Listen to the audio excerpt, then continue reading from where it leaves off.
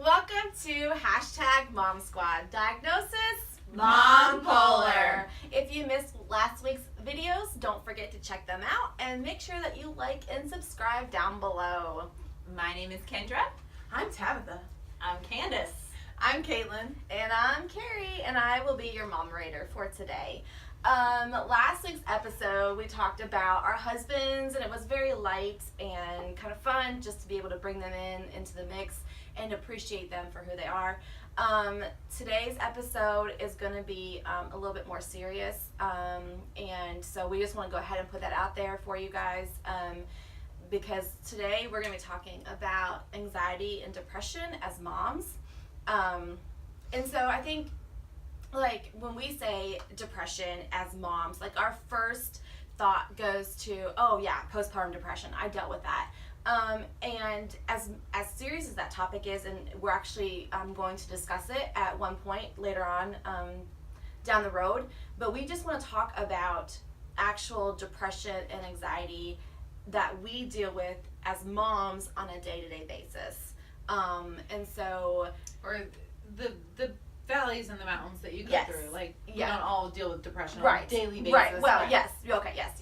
And so, I know for me, I have a history of depression and anxiety, and so, in my story, when Allie was born and stuff, and how everything was just transpiring and stuff, and I didn't know how to function, and so I actually had to go on medication for anxiety, and there's still, like, it's been almost 2 years later, and there's like moments that I'm just like, just get really, just so nervous about, where she's at and what she's doing, and making sure that she's, healthy and everything like that. And so, it's something that it's a struggle. And Well, and the anxiety part of that, I think every mother kind of deals with some form of anxiety. For me personally, my anxiety always stems from, like, what if something happens to my kids? And we were actually just kind of talking about in the other room how I feel like my spiritual gift, even though it's not really a spiritual gift, is empathy, right? Like, I can just feel what people are going through. And so when I put my mind there, if something happened to one of my kids, and I bring myself into that point, and I'm like, oh, it can spin me out of control. But then I have another friend who her anxiety stems from if something were to happen to her and leaving her kids. So I think we all deal with some form of anxiety in those departments, We kind of let our imaginations run Yes, wild right, with yes, that. yeah. Mine is always what I'm going to do if I'm in a situation with my kids. Yeah. Like, I'm constantly, like, I'm driving over a bridge, Yeah. so I'm going to be thinking, okay, well, if we fall into the water, like, what am I going to do first? How am I going to get which with my child kids am I out? gonna Yeah. say first? Right. Like, I'm constantly, like, thinking about, like, Yeah. scenarios of survival skills, how I'm going But then to for me, react. then that brings into me, like, why did I think about that? Oh no, something's gonna happen. Like, You take it. constantly. It's like you a constantly snowball it. effect, Yes. Yeah. And I was famous growing up. I was always the what if child. Because Yes, I you are. Oh, yes. was always like, Mom, what if I look like this? And then I would make some kind of stupid face, and I'd be like, would you still love me? Or what if I laughed like this? And I would do And I some say, stupid no, laugh. but And we can still be friends. So, I was always the what if, and I still do that today. What if? Yeah. What if? And Yeah. that just snowballs sometimes. And sometimes it consumes you, that Yeah. anxiety, Yeah. that Well, I think not being able to breathe. And, as moms, when your child is born, you just automatically go into this protective mommy mode, where you're just like, okay, I need to make sure that this child is taken care of in every aspect and stuff like that. And so, like, I used to not have anxiety. Like, I dealt with depression. I've never dealt with anxiety. I've always been like, oh, whatever happens will happen, and it'll be okay, and, have faith and all this kind of stuff. And so now, like, I'm just like, oh my gosh, like, what if she gets really sick, or what if we're in a car accident and something happens to her, and what if and it's just like and then dealing with her leaving me every other weekend, and it's just like, what if something happens while she's at his house, and you know, what if I can't get to her, and what if he does this, or what, you know, and so it's like things that I can't control. And it's just, as a mom, like before that didn't bother me, but now as a mom, I want to be in control. I want to know that I can be there and I can take care of her. And it's just, it's hard to like have to like process that, and just like, normally I'm just like, when I get to that overwhelming point, you know, my husband's great at being like, Carrie, just calm down, and you know, and so like I have to go and do my ritual routine or whatever to kind of bring me back to reality. But you work yourself up so much, just being. I don't do that. You don't get concerned about your kids. No. No. I actually do. It's bad. I probably am I over worry. Like, I'm always like, but then I kind of like, what is it called whenever you're like a helicopter mom? Yeah. Oh yeah, I'm much like a helicopter mom, because I'm like, well, you know, I want to control every situation. And that's just me. That's me in general. I've always been that way. Just, I need to be in control, I guess, mainly because I grew up in a non-controlled environment. And so I'm like, oh, I have to have this control. I have to have it, you know, like, we go on vacation, I make itineraries to the minute. I'm like, we're going to see everything. We're doing it all. And then when they're sick, I'm like, boom, boom, boom, boom, boom. You know, like, I'm very much a control freak. And that's been hard now that my kids are older and they have a voice and actually do their own You thing. control their own lives. It's awful. Can they not just stay two forever? You know, like, I like No. to. But no, so I'm like, Have you know, had a 2-year-old yet? No. not yet, quite. Okay, so Good luck with one that. and a half. Yeah, I think a lot. And then I overthink things like a small situation into like a big situation. Like last couple weeks, I think you were concerned about me a lot. You were like, "Are you okay? You just don't seem like yourself." I don't think I was the only one. No, And I was just like, "Yeah, she was I'm just fine." her voice. Everyone was like, Caitlin, you gotta talk to her. Yeah. So it was just, I get in those zones where I'm just like, I am diagnosed with major depression and severe anxiety, because I get myself worked up, and I'm also diabetic, so when I get worked up, not only does it affect my mood and my mentality, it affects my body and it wears me down, and I'm like, okay. So, but yeah, I'm medicated, and like this week it was just one of those couple weeks where I'm just in a weird inner me moment, like an inner me week. It was an inner me week is what I'm gonna call it. You know, like I threw off at my kids a couple of times, like Jay came in and I was just like yelling at him. Like he just walked in the door and I started yelling at him because his room was gross. And I'm like, go clean it up. And he's like, I thought we were going to have a good afternoon. And I'm like, just go do it. You know, like I just get like that where I'm over contemplating life. I'm feeling kind of funky about how I'm seen on the video. And so I'm just feeling this way. Like it's just a lot of internal gunk. Well, I think when you get there, when you start going there, like I know, I dealt with depression really one time in my life, and I mean I get sad about things, and I'm kind of like, ugh, am I getting depressed again? But I've really dealt with the pits of depression just one time. And just not to stop you or interrupt you, depression is not looking sad. Right. It's not. Right, we all have stuff Typically, in our lives yeah, that right. we get You sad know, about. We like get a lot depressed of about people, or whatever. a lot of people are always like, "Oh, you're not depressed." Like my mom is the biggest to say that I'm not depressed because I don't look depressed. I'm not sad, and I'm like, I can easily put on a smile. Mm-hmm. Yeah. Look That's at the Robin easiest Williams. part. He was Yeah. so easy to be funny and happy and go lucky, and at the end of the day, But you know, when I dealt with it, it was after I came out of it, and I started, telling people that I had tried to commit suicide. And people were like, how can you do that? How can you, weren't you thinking about your kids? And why weren't you thinking about me? And what you don't get is that when you're in depression, when you're there, and you keep hearing that voice that says, there's a light at the end of the tunnel, and all you want to do is scream out and say, I'm not in a tunnel.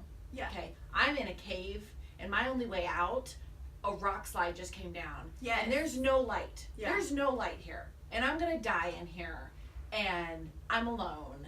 And not only do you see that, but you feel it in your chest. Yes. You feel yourself Feel it. suffocating. Yeah. You feel Yeah. that weight, that heaviness, Yeah. like I can't breathe. And I don't want somebody to try to console me. Like, I don't. No. Like, just let me sit in this cave for a little bit. No, Let me well, get over the hump of Yeah, life and. yeah. Well, when I was, I was there, and it was one night in particular that Brian and what's funny is I can remember almost every fight we have ever had. And this one particular fight, I don't know what we were fighting about. I have no idea what even sparked this, but I remember fighting with him, and it was probably over something so stupid. But he went out to the living room, and I went in my room, and I just thought, this is it. I'm alone. I'm done. I don't want to live anymore. And so I got a belt and I tied it around my neck as tight as it would go until I couldn't breathe. Oh my And goodness. then I put a scarf around that, just hoping if he did come in, it would give me a couple extra seconds to die before he would get the scarf off and see that I was dead. So as the light starts to go away, I mean, things are going black for me, and all of a sudden it hits me. You didn't go tell your kids goodbye. You didn't say Aw. goodbye to them, and Yeah. they're always gonna wonder what Where's I our did. tissues? I know. Where are our tissues? Where's our Look at tissue me. box? I'm Sorry.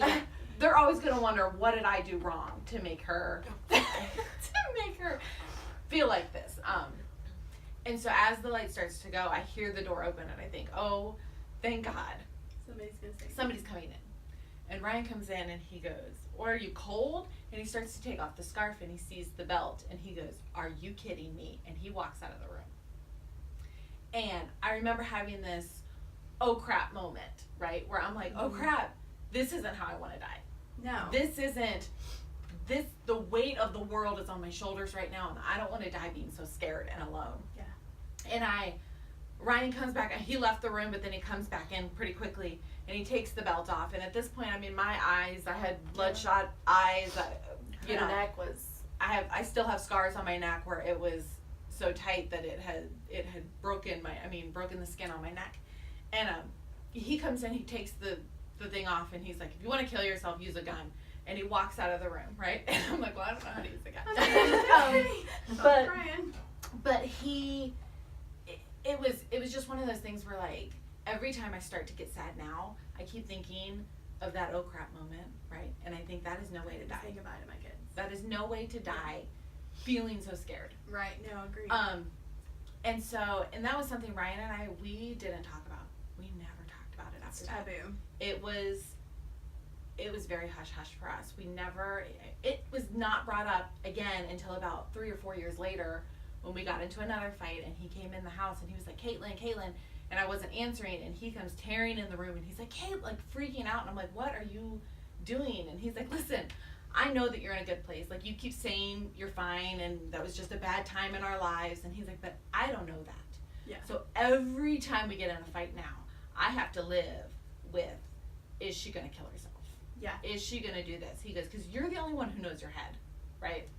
And there's been times, even recently, that he makes me go somewhere because he's afraid something's going to happen to me. Like, the other day I hadn't eaten and I was just kind of in a mood, and he was like, we're gonna go eat, and I'm like, I don't want to go, and he's like, no, you're going, and he refused to go, and I ended up going just because I'm like, my kids aren't gonna eat dinner if I don't get in the car and go with him. Boo, you just hungry. And I was. And she. Yeah, and I do get is very always- angry. That's why we're best friends. I get angry.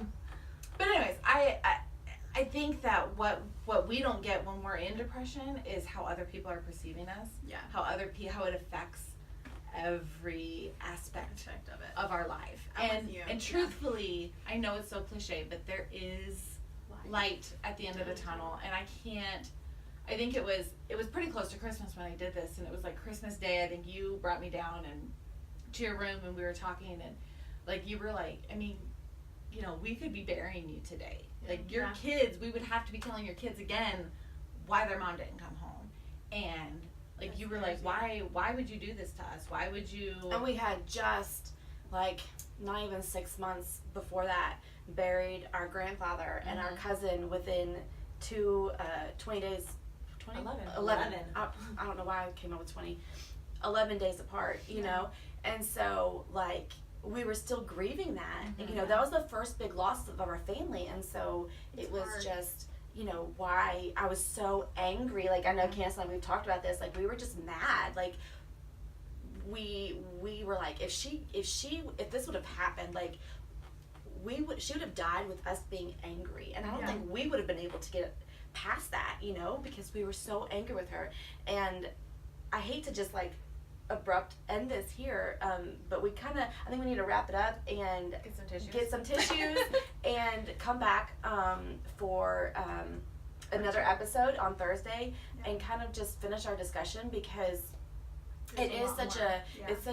it's such an important topic, and something that we need to start talking, and feeling comfortable enough to open up and saying, this is who I am, and this is where I'm at mentally, and it's not just you know, it's not something that somebody can just be like, say something and you're like, oh, that fixes it, you know. Yeah. We're It's not, talking there's not like an elixir. Right. Yeah. This is a mental disease, Yeah. and something that really needs to be spoken about. So that's gonna kind of wrap up for tonight's episode. But stay tuned, because we're gonna come back on Thursday with a part 2 and kind of just wrap this kind of stuff up. So we appreciate you guys tuning in and watching our video. Thank you for watching. #MomSquadDiagnosis.